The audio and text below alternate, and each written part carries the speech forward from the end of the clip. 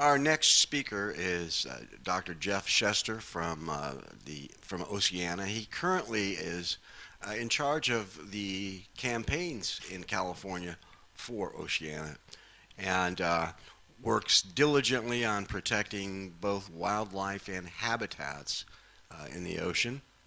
Please welcome Geoff Shester.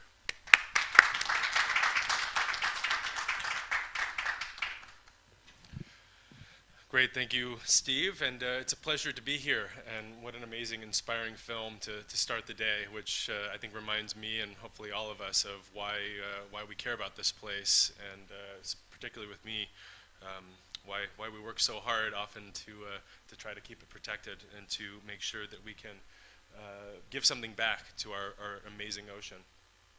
I work at Oceana. We have an office, our California office is right here in Monterey, right by the Fisherman's Wharf in Heritage Harbor. Previous to that, I studied at Stanford University at Hopkins Marine Station and was also directing the science program at Seafood Watch at the Monterey Bay Aquarium for a few years before coming on board as director here. So I'll give you just a bit of background before I jump in. Oceana is currently the largest nonprofit international organization focusing solely on ocean conservation. We have offices throughout the world. Our headquarters is in Washington, D.C. We do some of our own research off of vessels. You can see all the folks in blue jackets there are members of the Oceana Pacific team, which includes our office, as well as offices in Portland, Oregon, and Juneau, Alaska. And we've always been about protecting the world's oceans, but we believe that we can also, that saving the oceans can actually go hand with feeding the world and actually taking from the ocean at the same time. So it's really about how we be more responsible about how we treat the ocean and smart about doing so. We're not against fishing or human uses of the ocean, but really how can we coexist with these other amazing creatures that we share this planet with. We've got a lot of great support from the celebrity community and philanthropic community. Leonardo DiCaprio has donated quite a bit to our organization. I love his quote. I truly believe that saving our oceans is the most important struggle of our time. And we've been blessed with a number of folks from the Hollywood community who have really spoken up and brought, I think, a voice in the public to some of these ocean issues. So we actually, the movie we just saw was a great introduction. We've got, humans have a very interesting and changing relationship with our brothers and sister whales out there. Obviously, as we just saw, humans have been hunting whales for hundreds, if not thousands of years. There's actually evidence from thousands of years ago, whale hunting activities happening by indigenous peoples. It was often thought that these things were monsters or could not be overexploited. We even have a great historical remnant there. If you've never seen it, there's a whalebone sidewalk. All the tiles are made out of whalebones right here at the whaling station. In the 20th century, basically, what I think was probably small enough scale to coexist for a while became unsustainable. As industrial whaling really picked up, and we started taking so many whales that many species were brought to the brink of extinction. It's hard for us to kind of think why we needed so many whales. Whale meat was one thing, but we kind of take for granted, at nighttime we have electricity now. Whale blubber was used to basically heat lamps and keep the electricity going for many, many years. So you can see in the 1940s and 50s, this really picked up and became a huge issue. And at the same time, I think our relationship with the whales started to change. I don't know if any of you have been down to Laguna San Ignacio or some of the places down in Baja where the gray whales that swim right by Monterey go down to these lagoons to have babies. But since even after one generation of stopping hunting, these whales actually will come right up to the boat, and I think the connection that we have with these creatures is, you can look in their eyes and really see a lot of ourselves in them and see them as other conscious beings that may know more and be more wise in many ways than we are. This really sparked a campaign where rather than thinking about these animals as something to exploit and use for resources, there's this huge environmental movement that largely started out talking about the Save the Whales campaign. Greenpeace and many other organizations were a big part of that, and actually got started on campaigns like this. And it really led to major changes. In 1972, the U.S. Marine Mammal Protection Act basically prohibited the killing and harassment of all marine mammals, not just whales, but sea lions, dolphins, etc., without a permit. And in 1986, there was the International Whaling Commission issued a moratorium against hunting whales commercially. There obviously were exceptions, and that continues to be a battle. I don't know if you've seen the Whale Wars show, but there's still certainly debate about research-based whaling, which does continue to kill not nearly the amount of whales as before, but still kill some of these amazing creatures. And so many whales populations have actually rebounded, as you saw in the video. But I'm going to talk a little bit about things that are still happening that we can do.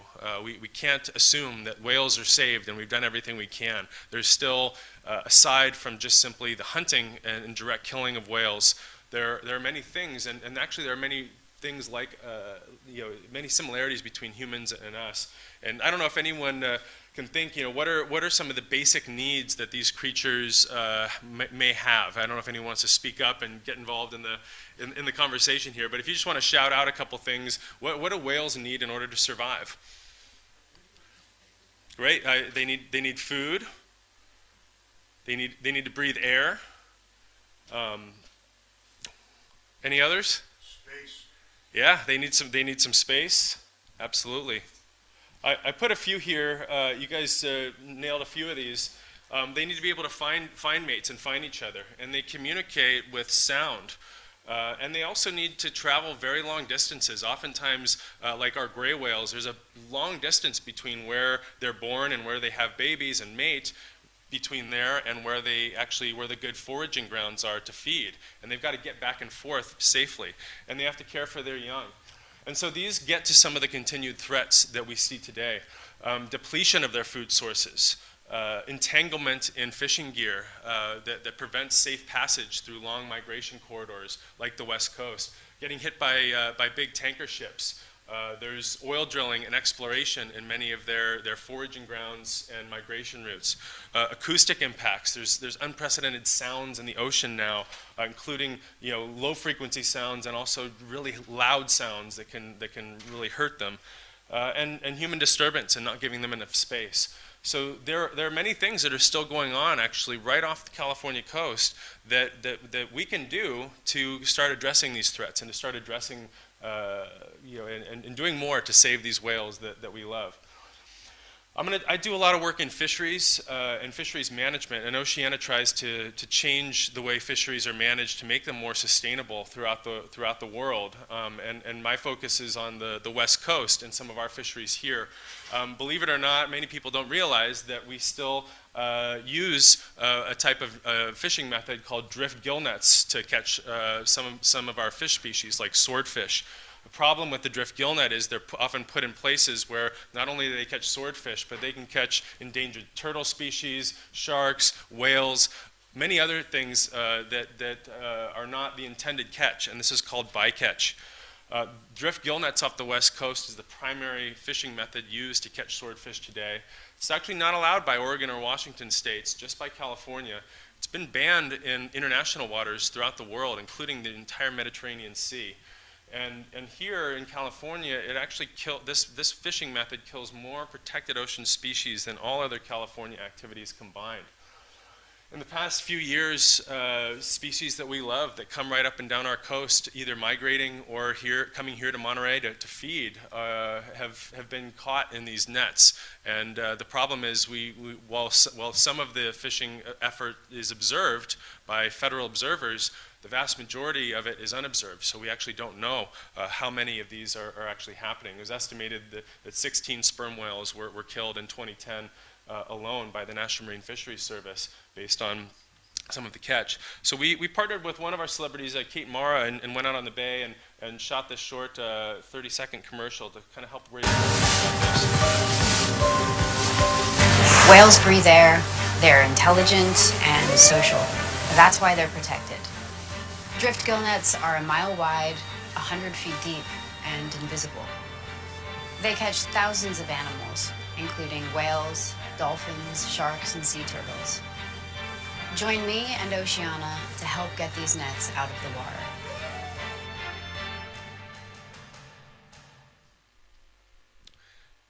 So just to kind of summarize some of the statistics here, I'm a scientist, so I got to put some numbers in front of you, so hopefully you don't mind.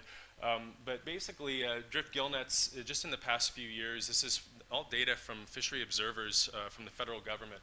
They've thrown away 63% of all the animals they catch. One of the biggest species they throw overboard are these ocean sunfish, the common mola. They've caught hundreds of marlins, which are extremely valuable recreational species, and they have to throw them away. They kill one mammal for every 17 swordfish they catch. More than 6,000 sharks are thrown back, basically about half of all the sharks they catch, and basically about 100 marine mammals per year.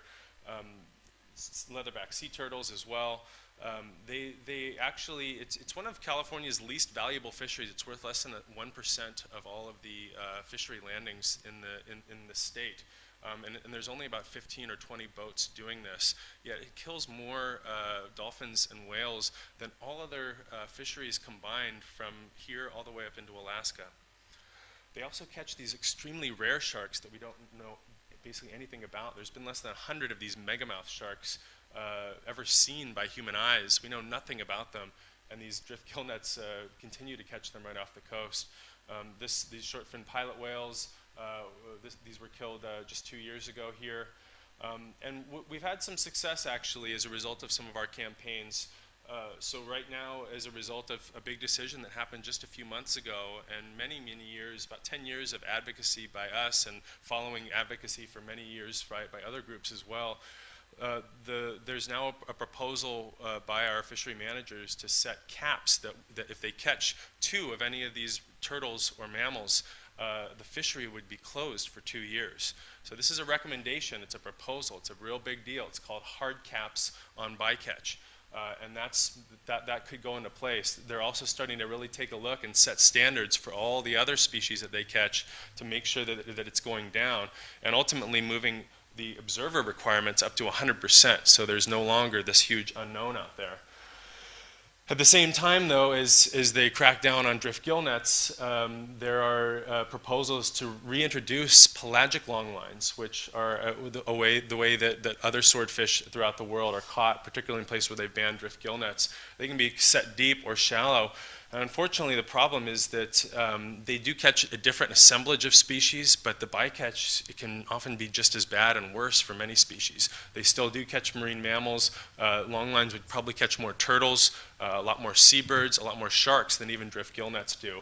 So one of the problems if you try to get rid of one thing is you got to think what's going to come and take its place, right? You don't want to replace a destructive fishing method with something that's worse.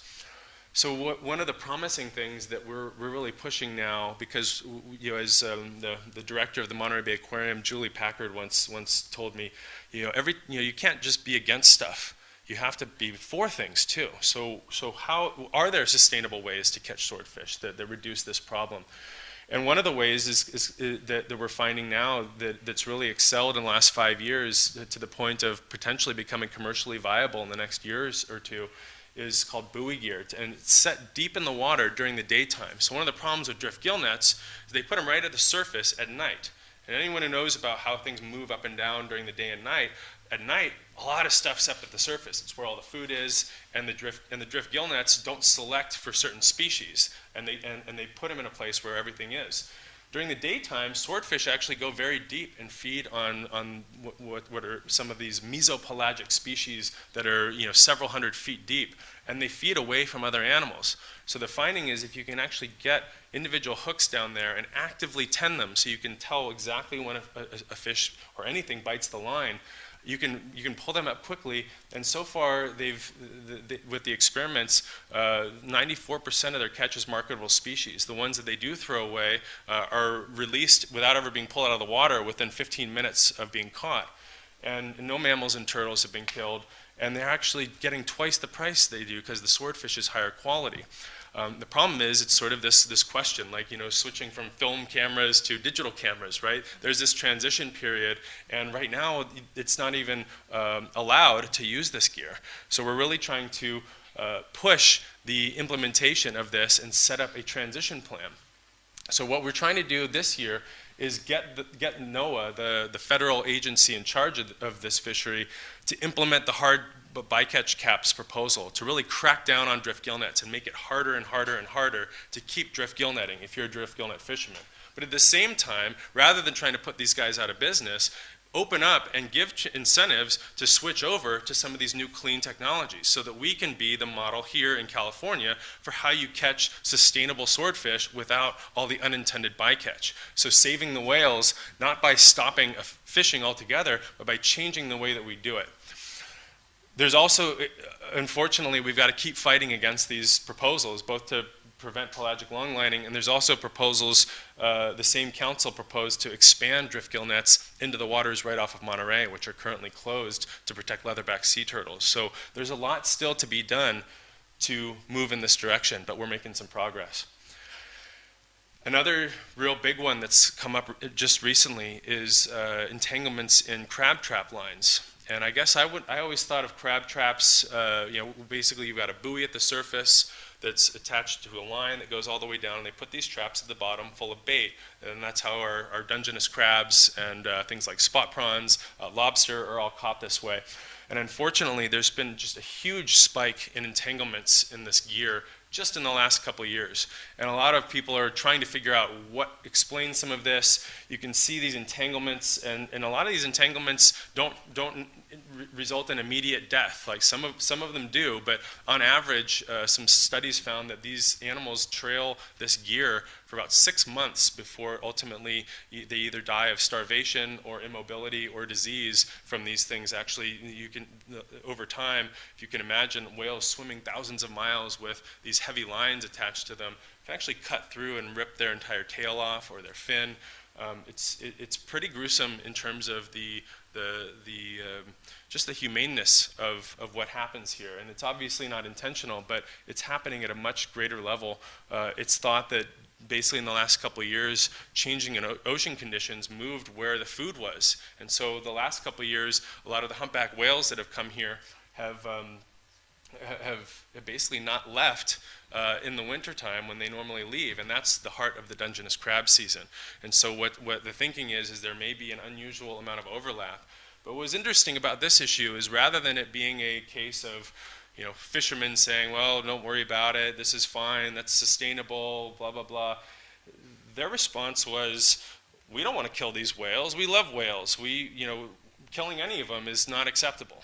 And what was interesting to have that reaction, you can see most of these whales are humpbacks and gray whales. Those are the two that the humpback whales come here to feed. Gray whales are coming here migrating up and down the coast. So what Oceana did was we did some research on this issue. It's actually been going on at a really dangerous levels for some animals like North Atlantic right whales for decades. And so we looked and gathered information on different approaches. You can see the idea of potentially closed areas. There's a temporary closed area off Cape Cod to deal with this at the lobster fishery in New England, using new techniques, looking at satellites to track where whales are and where fishing is at the same time to avoid this overlap. Different types of lines that can actually break if there's an entanglement, so you're not so the whale could actually get free and it's not completely just still attached to the surface. And also just trying to get better information on what fisheries are even causing this, putting tags and increasing accountability for this gear if it's getting lost. So what we found in talking to these fishermen is there are still a lot of unanswered questions, and even the scientists don't know a lot of this stuff. You can see where the entanglements happen. A lot of them actually are observed right here in Monterey Bay because we've got a lot of eyes in the water. But some of these entanglements we know happen thousands of miles away. There's Alaska crab traps that whales have brought thousands of miles still attached to them. So just because we might see them here, we don't actually know where the incident occurred. We don't know where the whales and fishing gear are overlapping because we don't have good information on either in real time about where the fishing gear is all placed and where the whales are. We don't even know which fisheries are causing the entanglements. We do know because the Dungeness crab fishery has better marking on the gear, we can identify a lot of those, but a lot of the other ones, it's still a big unknown.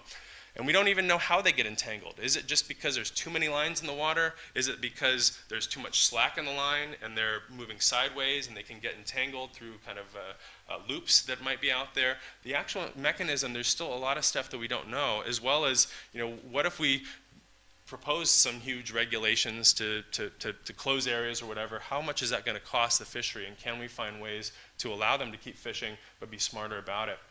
So we basically became part of a working group, Oceana, and I was on this working group, as well as fishermen from all of the ports up and down the California coast that use this gear, had representatives, both commercial and recreational agencies.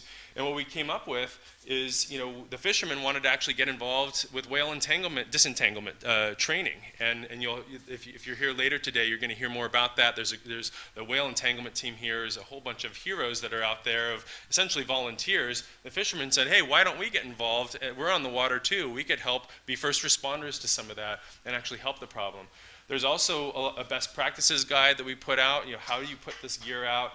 And a big one is also just getting rid of a lot of the lost gear that's out there. There's thousands of these traps every year are lost because of wind or boats, and the fishermen just lose them. So how do we create an accountability for that and a way to get them out of the water? And how do we start doing some research, both in terms of changes to the gear, as well as getting better information so we can actually solve some of these problems? So it's kind of interesting. We were going to start a lot of this stuff this season. Unfortunately, for the crab fishery, I don't know if many of you heard about the big domoic acid outbreak, which is a harmful algal bloom that happened up and down the coast, which basically made the Dungeness crabs so toxic that the Department of Public Health said, we can't allow you to go and fish for these and sell them to people, because people could actually die or get very sick. So the fishery is still closed as a result of that. So on the one hand, potentially good for whales. On the other, a lot of these projects that we had actually aimed to do to try to solve the problem are sort of on hold until the fishery can resume again. So now I'm going to talk a little bit about the food. And how do we make sure whales have enough to eat, particularly the ones that come to the, I think Paul Michel, the superintendent of the sanctuary, called it the Big Blue Buffet right here in Monterey Bay. Well, we now know, and I think maybe people knew this, but it really became well documented a few years ago, that the California current, particularly this area from Southern California into Central California, right, and Monterey Bay is right in the heart, it's really a global foraging mecca or destination for animals, not only whales, but birds, turtles, fish, from around the world. You can see all these tracks of animals, the big predators, and what happened is, after looking at all these tracks of animals, there was really a disproportionate amount of them feeding right here off the California current, largely because of the strong upwelling and rich nutrients that we have here. And what drives all that is the base of the food chain, the little unsung heroes of the food web, we call them. These are often lower trophic levels, these things that basically eat the plankton and put it into a form that the larger animals like birds and whales, sharks, seals, dolphins, birds can eat. And so these forage fish, the idea is, if we want to save the whales, we can't just think about the whales, we got to think about saving the forage fish themselves. And that's really been a huge campaign for Oceana in recent years. So this is sort of a typical scene you might see. I took this picture right off Moss Landing a couple years ago. Actually, in this last fall, there probably would have been about 40 more whales in this same shot. This was a few years back. But this is a huge feeding area, particularly right at the edges of Monterey Canyon. And one of these researchers, John Kalamikadis from Cascadia Research, was able to actually put a suction cup camera on the head of a humpback whale. Few people have seen this footage yet, but I'm going to show you what it looks like. So this is them on the front of the boat, actually putting you see they put this thing on the whale. The top now is looking, the left is from the head of the whale, looking at a huge school of anchovies, and you can see that it looks back as well. So basically, you can see this huge school. There's another whale right above it. This is essentially a whale's eye view of what it looks like coming up from the surface. And you see then, once it starts getting closer to the surface, all these other things, these birds that are scrambling underwater to get some of these fish. This is it coming up to the surface to breathe, going back under again. This is another shot coming up. That's a huge school of anchovies. This is the reason they're here. This is why this place is such a magnificent wildlife viewing place, because of these anchovies. And it doesn't just bring the anchovies in. There's sea lions and birds. I mean, it is absolutely we call it the blue Serengeti. It's some of the best wildlife viewing you can find because of these anchovies. Recently, there's been some concerns about the anchovies because of Monterey is also the place where huge amounts of anchovies are removed in some of the fisheries. These are two images by National Geographic photographer Paul Nicklin. He took these amazing pictures of whales lunge feeding, coming up, getting huge, tons of these anchovies in their mouths. This one below, though, sparked a lot of controversy because it was basically a bunch of dead anchovies that were left by fishing boats that basically took so much and loaded their boats so heavily that they had to dump a bunch overboard to prevent the ship from sinking. And so this raised a lot of these questions about, what is the best use of anchovies? Are they worth more in the mouths of a whale? Or $100 a ton, which is 5 cents a pound, which is what fishermen were getting, selling them to become feed for bluefin tuna and bait for other fish in other places. At the same time, we also learned that from a recent study done by basically the head researcher from the federal government, that anchovies have actually collapsed as of 2009, and they're at their lowest levels we've seen in decades since we started counting them in 1951. They're below 20,000 metric tons. There's been no recovery of the anchovy population as of 2015, and one of the real things that really stuck with me is that what we're actually seeing here right now is actually likely a mirage. The idea that there's this huge abundance and there's all these whales here. I mean, this Big Blue Live talked about it as a result of this great management that we've done and the sanctuary designation. Turns out that the real reason there's so many whales here is there weren't anything to eat anywhere else. Anchovies, when they get to low abundances or low populations, tend to school up in the few remaining spots where there's any decent food to eat, like Monterey Bay. And so this is indicative of a collapsed population, not an abundant population. And so the whales may have never left the last few years because there was nowhere else to go to find any decent amount of food. There's also other species here. This is kind of a complex graph, but just over the last, what I did is I took 4 of the key forage fish, mackerel, sardines, herring, and anchovy, and plotted their abundance relative to their averages over the last 35 years. And right now is the first time that all these lines here are, at the far right, are well below the average. The average is the 0 here, right? So everything at the same time is at very low numbers. So there's not a lot of food around. At the same time, our sardine fishery collapsed as well. This blue line shows the population trajectory since 2007. There's been over a 90% collapse in sardines, which is another big forage fish that these whales eat. During this time, the purple line shows the fishing pressure. So the fishing pressure actually went up, and we caught a bigger percentage than we had in the past as the stock collapsed. And so this is basically an overfishing situation right here in California. As a result, there's been an unusual mortality event of California sea lions. Last year there was over 3,000 strandings, and this is basically an unprecedented amount of dead sea lions simply because their mothers are not able to go find enough high-quality forage fish to be able to nurse their young, and so they essentially abandon them. And I was out on a boat at Santa Barbara Island earlier this year, and actually a baby sea lion came up to the boat just looking for food, begging, and it was heartbreaking to see this animal and there was nothing we could do about it. And marine mammal centers are rescuing hundreds of these things, and a lot of them have to be euthanized. The ones they do put back out, they're putting back hungry mouths out into an ocean that still doesn't have enough food. And unfortunately, there's not been enough pressure on our governments to change the way that we manage these forage fish. Sadly, when you ask the government what's going on, the response is it's all ocean conditions. It's either too warm, or it's too cold, or it's an El Nino, or it's the warm water blob. There's a lot of explanations, but at the same time as ocean conditions are changing, we didn't reduce our fishing pressure fast enough, which is the same thing that happened when sardine collapsed in the 1940s and 50s during the Cannery Row era. Sometimes these fish are booming, and you can fish the heck out of them, and it's still sustainable. When they're abundant, you can fish them. The problem is when we keep fishing them at that same level, when Mother Nature is no longer producing a huge amount of them.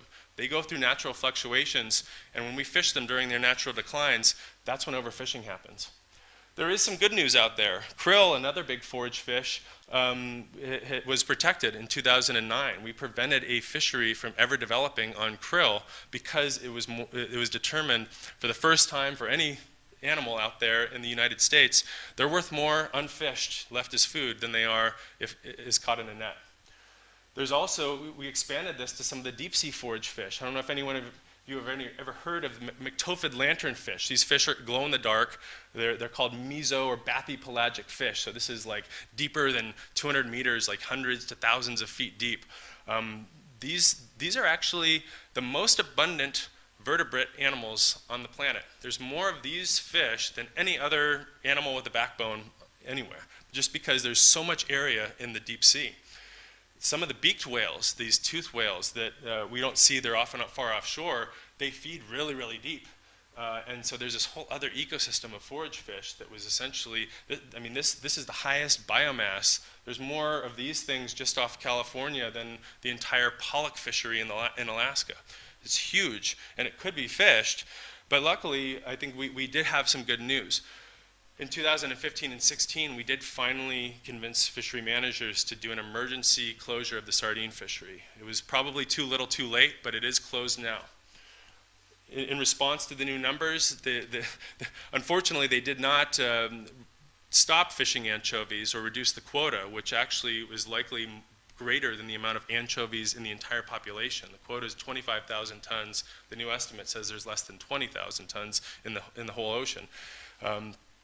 But there is an assessment. We're counting now anchovies for the first time officially since 20 years ago when the government stopped counting them and managing them.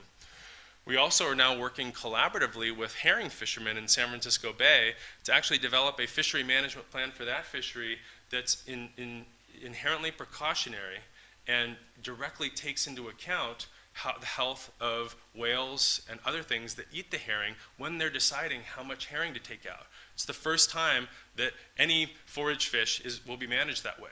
Normally we do this single species approach where we just count the fish and say, okay, here's how much there is, let's take this much. This is the first time where we're actually going to take an ecosystem-based approach and say, well, how much do we need to leave for these other animals? And we also have new safeguards that will prevent new fisheries from developing on these other fish here. So just in the last 10 years, what we've got is we've divided the entire forage fish base off the West Coast based on the numbers that scientists have estimated for all of these groups. And we've gone from a situation where the vast majority in red were essentially unmanaged and open to fishing. And the remaining ones that we do fish, like sardines and anchovies, were really fished to the max. And we've gone over time to some of these moving toward an ecosystem-based approach, shown in green. And now over 70% of the forage base, so krill and all these deep sea fish, will be off limits to fishing if in 2016 we can get some of these forage protections put in place.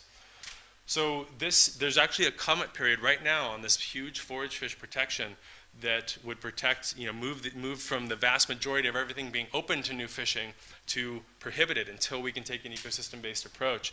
The government's taking comments until February 9th. There's also sardine quotas to be determined in 2016, and then later this fall is when anchovy management's going to come up. So these are all opportunities for the public to weigh in. And I think that's one of the big things we've seen is when the public has weighed in, we've seen changes. Otherwise, it's really a closed door, smoky room sort of deal where quotas are being set. And so that's, I think, as a result of the public weighing in and these campaigns starting to change. I'm going to talk a little bit about the sound issue now. There's a lot of animals here, especially in Monterey Bay, that rely on sound, and they need sound to find food, to navigate, to find each other, and just basically communicate. You can see that on the bottom is all the different frequencies of sound that are out there that you might encounter. Whales hear a lot of those, and so a lot of these human noises you can see at the bottom, different types of sonars, seismic testing, shipping noises, are all right in the sound range that affect many of these species, particularly the whales and the dolphins and porpoises. Seismic airguns, you can see, are these huge arrays of basically huge blasts that go down to the bottom of the seafloor, and they're used to look for oil, to explore the geology of the area, but they're hugely loud. What they do is, you can see what's happening underwater is they emit a source, these air guns, and then those sounds bounce off the bottom, and then they have sensors to see what was down there. This is how we look for oil and look for other minerals in the deep sea. The intensity of the sound of one of these things is way beyond anything that we're used to. A rocket launch is 180 decibels, for example. Jet engines 140. Seismic air guns are 250 decibels. This can basically, anything close basically would go deaf if this happened. This was proposed right off Morro Bay just a couple years ago. Luckily, thanks to the sanctuary and many folks that stood up against it, the Coastal Commission denied the permit, so it didn't happen. It's not all the same.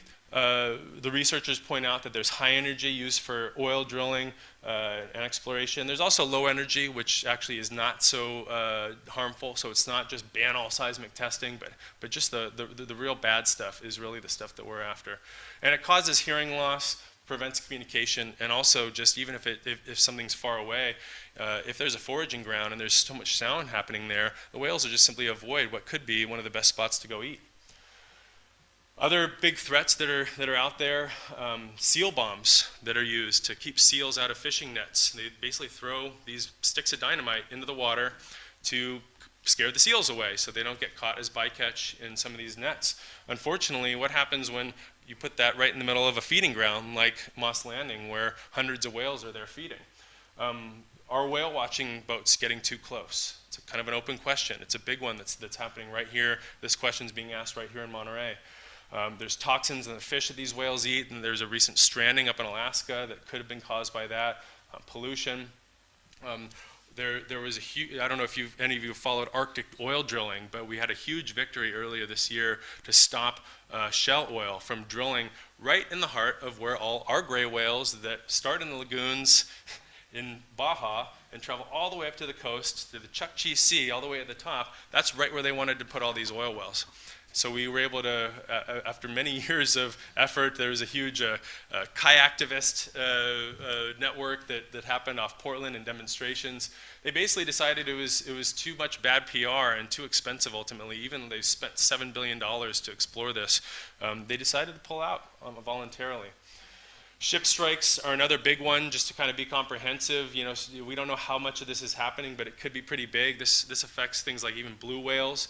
So what's happened is actually you can see there, this is off San Francisco Bay, the Gulf of the Farallon Sanctuary actually moved the shipping lanes and tightened them so that it would get the ships out of the whale danger zone faster, so they wouldn't be right at the shelf break where all the whales go to feed. And then lastly, I wanted to just mention that the Monterey Bay Sanctuary is reopening its management plan. And one of the big focal areas is going to be wildlife disturbance. So over the next 2 years, there's going to be multiple opportunities for people to get on working groups, to weigh in on some of these changes. They're looking at a lot of these very issues: seismic testing, pinniped deterrence, approach distances, whale entanglements, you name it. And so there's a lot of opportunities for people to get involved and weigh in. So I guess I encourage you all, that whales aren't all saved yet. There's still a lot more that we can do here as citizens to protect these amazing animals. There's a lot of big government decisions that are happening even this year. Submit public comments. You can go on our website and become an Oceana wave maker, where we email you opportunities to submit your name as comments. And we've generated tens of thousands of these comments, which have changed decisions.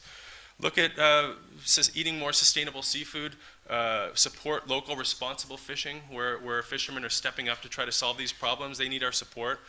Reduce the carbon footprint, and ultimately we can all be better ocean guardians.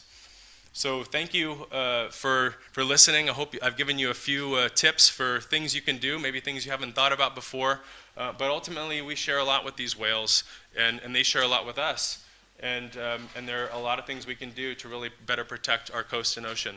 And so if there is any time, I'll answer a couple questions, and we can certainly talk afterwards as well. So thank you very much. If anyone has a question, we could get you to stand to. Could you come up to the microphone so we can hear it and we can get it on tape? What do sardines eat? What do sardines eat? Yeah, so basically sardines eat phytoplankton and zooplankton. So what basically sardines and many of these other forage fish do is they take these microscopic animals that are too small for other things to eat because they just simply can't filter enough out, and they assimilate all of them, and so they call them planktivores. So they're eating plankton essentially. So this is all of everything from copepods, diatoms, to these microscopic fish larvae. They eat all the plankton that happens. The food chain basically works as all these nutrients are upwelled, especially in canyons like ours, from the deep water. They come up to the surface where they hit sunlight, and that's essentially the magical formula that creates these booms of plankton. And the plankton then feeds the sardines, and then the sardines then are able to transform it into something that all of these other things can eat. So they eat plankton. Is this your website? So the question was about our website. So you can find our website at oceana.org. That's how it's spelled there, .org. That's my email address. I encourage anyone who has any further questions or follow-up or interested in volunteering or learning more. I love hearing from people, and feel free to contact me via my email. So have you seen a decrease in whale entanglements since there was no crab fishing? So the question was about the decrease. Has there been a decrease in whale entanglements this year since there has been crab fishing? So it's probably a little bit too early to tell, because we really there's kind of a lag time or delay. Surprisingly, some of the biggest numbers, and I'm not sure if the numbers have been fully tallied for 2015 yet, but last fall there was just a huge barrage of entanglements. As I said before, some of these entanglements that we saw could have happened last season, and the whales could still be carrying them around. They could also be entangled in lost gear that's out there. So we're hopeful that there will be a reduction, but unfortunately, even if the fishery is not operating, there's still a lot of entanglements that are happening. There's the lobster fishery in Southern California is currently open, and that's going to probably hit more of the gray whales that are down off Southern California. Spot prawn fishing still is happening as well. The recreational crab fishery is just starting up again now, but we should expect to see a decrease again. No one really knows what's going to happen. Is this the new reality where there's just a huge amount of whale entanglements all the time, or was it just a fluke in terms of, was it just pun intended. Well, I mean, was it unusual circumstances? And I think the promising thing is that the fishermen have not just said, oh, it's a fluke, leave it alone. They'd say, look, even if it is not the permanent new situation, this is signaling there's a problem that we haven't been addressing. And so they're stepping up either way to try to fix it. Yeah? I had a quick question. Just so that I heard you correctly, did you say that in international waters that the gill nets were prohibited? Yeah, so there was actually a high seas drift net moratorium. So basically, any long gill net, I believe there's some restrictions over a mile long. That's fully illegal in international waters. And in fact, the United States does a lot of enforcement of that. And we work on enforcement of all sorts of things happening in the high seas, including off Morocco, there was a big problem. The US got involved and intervened. And so it's one of these sort of weird situations where, why are we allowing something right in the heart of the treasure of the California current right off our coast that's banned if you go further offshore? It really is somewhat of a paradox. My next question: instead of coming up with hard caps, why can't they prohibit them from more inland? Well, we put forward a piece of legislation 2 years ago that would have actually banned them permanently off the coast of California. Unfortunately, I think due to the usual political factors, such as these guys coming up and saying you're going to put us out of business, leave it to the fishery managers, maybe do this other thing. That actually, I didn't have time to get into the whole story, but it was interesting. We didn't get the bill passed, but that created a huge focus and pressure on our government officials to actually do something about the problem. So essentially what happens is, rather than an immediate ban, they're essentially now putting in a carrot and a stick, right? The carrot is, we're going to have this new gear that's cleaner and incentives to move to that. And the stick is, we're going to make it harder and harder to drift gillnet. And you see this a lot of times with government policies. It's very hard oftentimes to ban something outright. But if they can kind of move and shift the incentives, so if you're a fisherman, ultimately what the plan is to make it in your best interest to switch to another gear. And so we're actually seeing that now, as since even the last few years, there's now less participation and more interest in these alternatives. So we would have liked to see it happen immediately. Shame on our decision makers for not prohibiting it a long time ago, but it's still moving in the right direction. And I think it's with a little patience and persistence we'll get there. Awesome. Thank you. We have a little time. Any other questions? So I fish, Yeah. you mentioned you used to work at, did part of Seafood Watch. Has there been a decrease in the amount of consumption of swordfish since you've been tracking? So the question is about the consumption of swordfish globally. The United States does remain one of the largest consumers of swordfish. We do import way more swordfish internationally than elsewhere. And actually this gets to one of the arguments that was used against banning it. The argument was, well, if we ban it here and we still keep importing it from other countries, we're just shifting the problem elsewhere and more turtles and whales may die somewhere else.